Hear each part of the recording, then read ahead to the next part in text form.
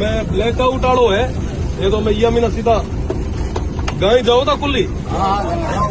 तो वो था हमें लाइट आड़ो और वो बीजो बंद राख्या फिर भी ये तो हमें आर्मी बीजी आयुडी करुड़ी है तो ये अपनी सावचेता ही आप सबन राखनी और विशेषकर बुजुर्ग है महिला है उहारो तो विशेष ध्यान रखो ठीक है आप सब हमें मिले ना बाकी जितो ज्यादा हो सके उतना सावचेत रखे हमें अफवाहें भी घनी पर ध्यान भी जो रखे ठीक है बीजो टेंशन वाली बात को नहीं या बॉर्डर पूरा जाया करे आया जो करे आया ठीक है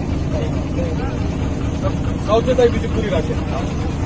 बड़े बीजो कोई काम बीजो पड़ा तो सब ये बीजे ये ना रहा कोई एडो मूवमेंट बीजो थाना लगे तो बताया